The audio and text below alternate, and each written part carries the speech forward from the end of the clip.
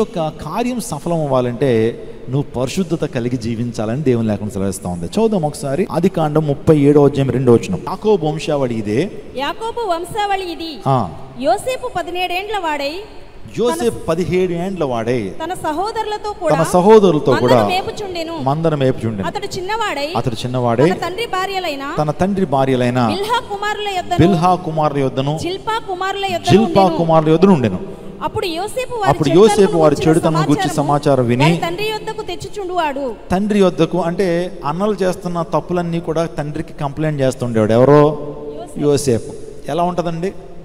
అన్నల కంప్లైంట్లు, తమ్ముళ్ళ కంప్లైంట్లు. ఎవరన్నా మీ పిల్లోడు మీకు వచ్చేస్తున్నాడంటే మిగతా వాళ్ళు ఆ తమ్ముడి మీద చెప్తున్న వ్యక్తి మీద ఏం పెట్టుకుంటారో? కోపం పెట్టి. మా చిన్నప్పుడు మా అక్క అంటే మాకు చాలా కోపం అండి. ఎందుకంటే మేము స్కూల్ మానేసి క్రికెట్కి వెళ్ళిపోతుండేవాళ్ళం. ఆ తర్వాత ఆదివారం సర్వీస్ అయిపోగానే మధ్యాహ్నం క్రికెట్కి వెళ్ళిపోతూ ఉండేవారు. మా అక్క మా నాన్నగారికి బాగా ఎక్కేసేసేదండి. నాన్నగారు 2 తమ్ముళ్ళు అండి, మీకు చెప్పకుండా వెళ్ళిపోయారండి.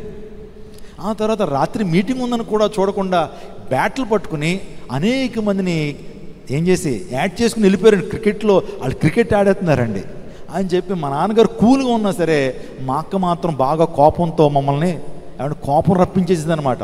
వాళ్ళని కొట్టకపోతే నేను ఊరుకోనండి. ఎందుకంటే వాళ్ళు అస్సలు మాట వింటలేదు, వాళ్ళు పాటలు పాడట్లేదు, వాకింగ్ చదవట్లేదు, మా మీద కంప్లైంట్ చేసేది. మా అక్క అంటే మా చిన్నప్పుడు ఎంత కోపం అంటే, నువ్వు అన్ని పితురులు చెప్తున్నావు, అన్ని కంప్లైంట్లు చేసి మమ్మల్ని కొట్టిస్తున్నావు అని మా అక్కని ఎలాగైనా సరే మేము ఇరికిద్దామని ప్రయత్నం చేసేవాడు. యోసేపు కూడా అలా ఉంటాడే. యోసేపు తన అన్నల యొక్క చెడుతనం అంతా కూడా ఎవరికి చెప్తున్నాడు? తండ్రికి చెప్తున్నాడు. యాకోబుకి చెప్తుంటే వాళ్ళని యాకోబు చేసి మందలిస్తుంటే అందరూ కూడా యోసేపు మీద ఏం చూపారు? విషపు చూపు నిలిపారు. వీడిని ఎలాగన్నా సరే మనం నుంచి దూరం చేసేయాలి, వీడిని ఎలాగైనా సరే చంపేయాలని ఉద్దేశంతో కలిగి ఉన్నారండి వాళ్ళు. పైగా యోసేపుకి వాడికి ఒక మంచి పేరు పెట్టారు. యోసేపుకి ఏమి పెట్టారు? డ్రీమర్. ఏంటంటే యోసేపు పేరేంటి? కలలు కనేవాడు వస్తున్నాడు రా, కలలు కనేవాడు వస్తున్నాడు. రోజుకో కళ వచ్చేది. కళ వచ్చి ఎవరికి చెప్పేవారు? తన అన్నలకు చెప్పేవారు. అన్నారు రాత్రి కళ వచ్చింది, 11 పనలు అలా పడుకుని ఉంటే ఆ 11 పనులు 12వ పనకి నమస్కారం చేస్తున్నాయి అన్నారు. ఎవడరా 12వ పన? ఏమో నాకు తెలియదు అన్నయ్య అనేవాడు. ఆ 12వ పన ఎవరో? యోసేపే. తన ఉద్దేశం ఏంటంటే 11 మంది ఏం చేస్తారట? 12వ పనకి ఏం చేస్తారట అంటే ఆ 12వ పన నేనే, మీరు ఒకరోజు నా పాదాల మీద పడతారు, నాకేం చేస్తారు? సాష్టాంగ నమస్కారం చేస్తారని దర్శనం వచ్చింది చెప్పగానే అన్నలకి ఎలా ఉంటుంది? పుండు మీద కారం చల్లినట్టు ఉంటుంది. రే ఈలిడంతలేవు నువ్వు, మేము నీ మీద సాష్టాంగపడి నమస్కారం చేస్తావా? లేదన్నయ్య, దేవుడు నన్ను ఆ విధంగా దీవిస్తానని దర్శనం ఇచ్చాడు. అదే మీతో చెప్తున్నాను. ఇలా విషపు చూపు నిలిపి అమ్మేశారండి. ఏమంటే గోతులో తోసేసి తన తండ్రికి ఈ విధంగా చెప్పాలనుకున్నారు.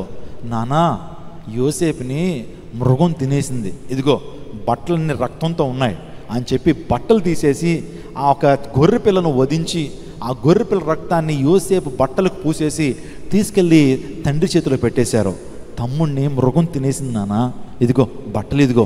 ఇంకెక్కువ ఆలోచన ఆ కుమారుడు చచ్చిపోయాడు, యోసేపు చచ్చిపోయాడని చెప్పగానే యాకోబు నమ్మేశాడు. అవును పాపం, అతిగా ప్రేమించే యోసేపు చచ్చిపోయాడు అనుకున్నాడు. ఎందుకంటే అన్నలు ఆ విధంగా చెప్పారు. కానీ ఒకరోజు అతడు ఏదైతే దర్శనాన్ని పొందుకున్నాడో ఆ దర్శనం నెరవేర్చబడిందా లేదా? ఐగుప్తు దేశంలో గొప్ప ప్రధానమంత్రి స్థానంలో ఉన్నప్పుడు, ఐగుప్తులో గొప్ప అడ్మినిస్ట్రేటివ్ ఆఫీసర్గా మారినప్పుడు అతడు ప్రవేశపెట్టినటువంటి ఆ యొక్క స్కీమ్స్ ఏదైతే ఉన్నాయో, అతడు ప్రవేశపెట్టినటువంటి ఆ యొక్క పద్ధతులు ఏమైనా ఉన్నాయో, ఐగుప్తు దేశంలో సమృద్ధి ఉంది, మొత్తం ఆ ప్రాంతాలన్నీ కూడా భయంకరమైన కరువు ఉంటే ఈ యొక్క యోసేపు మాత్రం ఎప్పుడైతే పంటలు బాగా పండుతున్నప్పుడు దాన్ని వేస్ట్ చేయకుండా గోడౌన్స్కి పంపించి, ఫుడ్ గోడౌన్స్కి పంపించి, సో అక్కడ ఎప్పుడైతే ధాన్యాన్ని గోధుమలు అన్నీ కూడా స్టోర్ చేశాడో, కరువు వచ్చినప్పుడు వాటిని తీసుకొచ్చి అందరికి ఇస్తూ ఉన్నప్పుడు ఎంత మంచి అడ్మినిస్ట్రేషన్ అని అందరూ పోగొడుతున్న టైంలో ఇశ్రాయేల్ దేశం నుంచి కూడా యాకోబు ఏం చేశాడంటే, ఎవరో గొప్ప రాజు అంటారా, చాలా అద్భుతమైన అడ్మినిస్ట్రేటర్ అంటారా, ఆ నోట ఈ నోట యోసేపు అని పేరు వినపడుతుంది అంటే వాస్తవానికి ఐగుప్తు దేశంలో యోసేపు పేరు మారిపోయింది. యోసేపు పేరు ఏమైంది? మారిపోయిన తర్వాత యోసేపు వాస్తవానికి తండ్రి చెప్తున్నాడు, ఒక గొప్ప హీరో బయలుదేరాడంటరా, చాలా అద్భుతమైన అడ్మినిస్ట్రేటర్ అట, దేశానికే దీవెనకరంగా ఏ కన్న తండ్రి కన్నాడో, ఏ కన్న తల్లి కన్నాను అంత మంచివాడిని, వెళ్ళండి మీరు ధాన్యం తీసుకురావడానికి ఫ్రీగా ఇస్తున్నాడట, అందుని బట్టి మీరు బ్యాగ్స్ తీసుకెళ్ళండి, సో ఆయన అడిగితే కొంత ఏమిస్తారు, మీకు ధాన్యం ఇస్తారు, గోధుమలు ఇస్తారని చెప్పగానే బయలుదేరండి. అన్నలందరూ బయలుదేరి వచ్చారు. రాజ్యం దగ్గరికి వచ్చేటప్పటికి వాస్తవానికి యోసేపు గుర్తుపట్టాడు ఆ అన్నలన్నాయి ఏంటండి. కానీ అన్నలు మాత్రం ఎవరిని గుర్తుపట్టలేకపోయారు. యోసేపు ఎందుకంటే రాజవస్త్రాల్లో ఉన్నాడు, ఫరో స్థానంలో ఉన్నాడు. యోసేపు తన తమ్ముడని వారు గమనించలేక, సో అయ్యగారు మీకు నమస్కారం అని చెప్పి రాగానే అయ్యగారు ముందు అందరూ ఏం చేశారు, సాష్టాంగ పడిపోయి మీ దయ మాపై ఉండాలండి, మేము ఇజ్రాయెల్ దేశం నుంచి వచ్చామండి, కరువులో ఉన్నామండి, మీరు ఏదన్నా ధాన్యం కానీ మాకు ఆహార పదార్థాలు ఇస్తే తీసుకెళ్తామంటే యోసేపు వీళ్ళని ఆట పట్టించాలని, వీరికి సత్యం వారికి బోధపరచాలనే ఉద్దేశంతో ఇచ్చేసాడండి. అందరికీ కూడా నిజంగా ఆహారాన్ని ఇచ్చేసిన తర్వాత దాంట్లో ఏం చేశాడంటే ఆహారాన్ని కూల్చేటువంటి వెండి పాత్ర ఉంటుంది చూసారా, దానిలో వేసి పంపించామన్నాడు. ఏమండి, ఆహారాన్ని కూల్చేటువంటి ఆ పాత్ర ఏదైతే ఉందో ఒకటి బస్తాలో దాన్ని పెట్టి పంపించండి అన్నాడు. ఆ తర్వాత వీళ్ళందరూ బయలుదేరిపోయారు. నమస్కారం అండి, చాలా వందనాలండి, మీ మేలు మేము మర్చిపోలేమని చెప్పి ఎన్నిసార్లు థ్యాంక్స్ చెప్తున్నారు. ఫోన్లో చూశాడు, కాస్త దూరం వెళ్ళిపోయారు, ఊరి పొలిమేరలు దాటేశారు. ఇజ్రాయెల్ దేశం సమీపంలో ఉన్నప్పుడు సైనికులు పంపించాడు. ఎవరు? యోసేపు. వాళ్ళు వేరే పరాదేశం నుంచి వచ్చారు, ఫోన్లే పాపం కదా అని చెప్పి ఆహార పదార్థాలు ఇస్తే కొలిచినటువంటి దాన్ని దొంగిలించి తీసుకెళ్ళిపోతారని చెప్పి పట్టురండి. మళ్ళీ అంత ఘోరం చేస్తారా మీరు? మిమ్మల్ని కనికరించి చక్కగా వేరే దేశం నుంచి వచ్చారు, వేరే ప్రాంతం నుంచి వచ్చారని మీకు చక్కగా ప్రేమించి ఈ ధాన్యం ఈ గోధుమలు మీకు ఇస్తే మీరు మా దగ్గర నా వెండి పాత్రను పట్టుకెళ్ళిపోతారా, దొంగిలిస్తారా, దుర్మార్గులారా అని చెప్పి మళ్ళీ అందరినీ తీసుకొచ్చాడు. తీసుకొచ్చి వాళ్ళందరికీ కూడా ఏమంటే మామూలుగా ఇదంతా కూడా వారి మీద ప్రేమతో చేశాడు. అన్నలు మళ్ళా చూడాలి. ఆ తర్వాత తమ్ముడిని తీసుకురమ్మని చెప్పాడు. అందరినీ భోజనశాలలోకి తీసుకెళ్ళాడు. అందరికీ పొజిషన్స్ చెప్తున్నాడు. ఏంటంటే నువ్వు అక్కడ కూర్చో, నువ్వు ఇక్కడ కూర్చో, నువ్వు ఇక్కడ కూర్చో అని యోసేపే పొజిషన్స్ చెప్పాడు. ఎన్ని చైర్లు వేయించాడు తెలుసండి? 12 చైర్లు వేయించాడు. వేయించి మొదటివాడిని ఫస్ట్ చైర్ మీద కూర్చోబెట్టాడు, రెండో వాడిని రెండో చైర్లో కూర్చోబెట్టాడు, మూడో వాడిని మూడో కుర్చీలో కూర్చోబెట్టాడు. వాళ్ళకి ఏం అర్థం కావట్లేదు, మన ఆర్డర్ ఈయనకెలా తెలుస్తుందిరా, అన్నదమ్ముల ఆర్డర్ కరెక్ట్గా ఆర్డర్లో కూర్చోబెడుతున్నాడు అని అనుకుంటున్నారు వాళ్ళు. ఇంకా చివరిగా 11వ స్థానంలో యోసేపు వెళ్ళి కూర్చున్నాడు. యోసేపు వెళ్ళి కూర్చుంటే వాళ్ళకి అప్పటికి మట్టి బుర్రలకు అర్థం కావట్లేదు, మా తమ్ముడే గొప్ప అధికారి, మా తమ్ముడే గొప్ప రాజు అని అనుకోవట్లేదు. అప్పుడు అందరినీ కౌగిలించుకుని నిజంగా చెప్పాడు, నన్ను దేవుడు దీవించాడు, నన్ను దేవుడు ఆశీర్వదించాడు, దేవుడు నన్ను ఉన్నతమైన స్థానానికి నన్ను నడిపి. ఇంకో మాట అంటాడు, ఇలా కరువు వస్తుందని దేవునికి ముందే తెలుసు కాబట్టి దేవుడు ఈ ప్రాంతాన్ని నన్ను పంపించాడు మీ ఆకలిని తీర్చడానికి అన్నాడండి. నిజంగా అన్నలకి చెంపదెబ్బే అనమాట. తమ్ముడిని చంపేయాలని తమ్ముడిని పరాదేశానికి అమ్మేశారు, కానీ అందులోంచి కూడా పాజిటివిటీని వెతుక్కున్నాడు యోసేపు.